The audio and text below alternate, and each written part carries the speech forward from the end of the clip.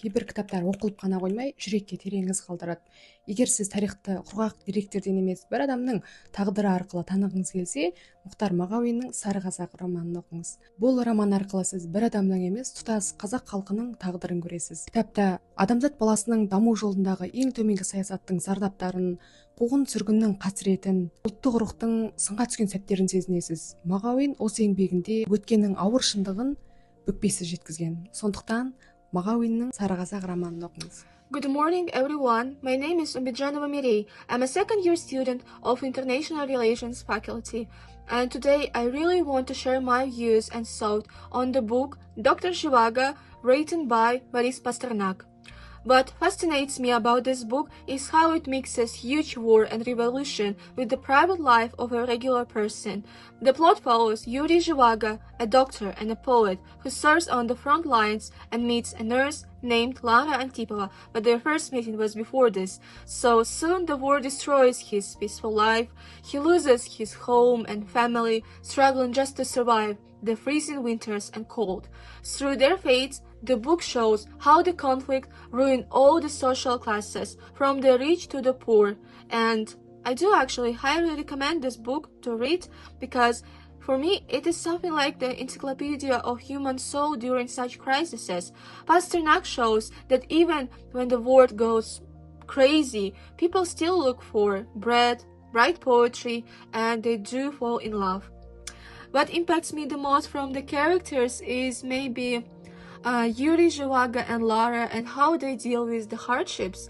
When they hide in the frozen village in Barikina, they face danger every day, but despite all the difficulties, they don't let the cruelty to ruin them. They choose to stay kind, gentle, and pure. For me, this book is a powerful reminder that in any crisis, our main goal is to simply stay human. Thank you so much for listening to me. Здравствуйте! Сегодня я хочу рассказать о книге «Цветы для Эрджинана» автора Дэниел Кис. Главный герой нашего произведения Чарли Гордон, 32-летний мужчина с низким уровнем интеллекта, который работает в пекарне. Больше всего на свете он мечтает стать поистине умным, поэтому соглашается принять участие в научном эксперименте. Перед этим такую же операцию проводит лабораторная мышь по имени Элджинан.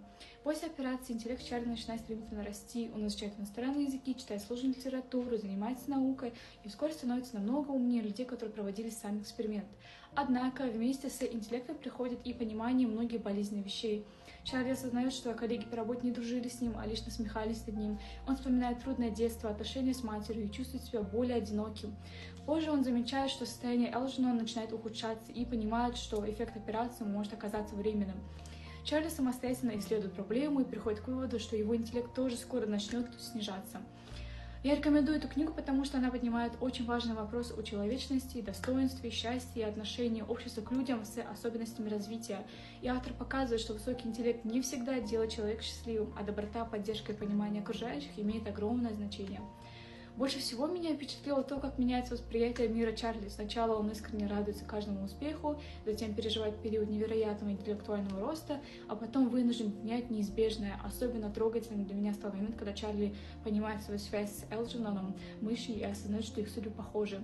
И финал книги очень грустный, эмоциональный, поэтому она надолго остается в памяти и заставляет читателя задуматься о том, что делает человека по-настоящему. Бүгінгі каникулға кітаппен оқу марафоны аясында мен сіздерге Генри Киссинджердің «Мировой порядок», яғни әлемдік тәртіп атты кітабын ұсынамын.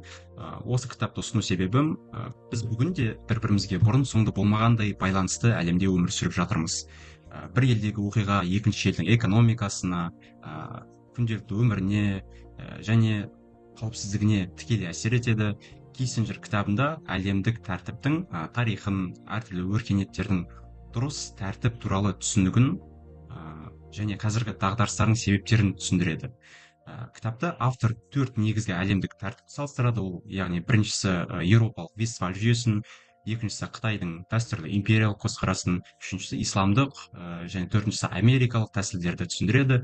Ол технологияның әсері, күштердің ауысуы және халықаралық келісімдердің қиындығын талдайды. Бұл кітап жаңалықтарды тереңірек түсінуге, оқиғалардың логикасын көруге және өз еліміздің орнын жақсырақ сезінуге мүмкіндік береді.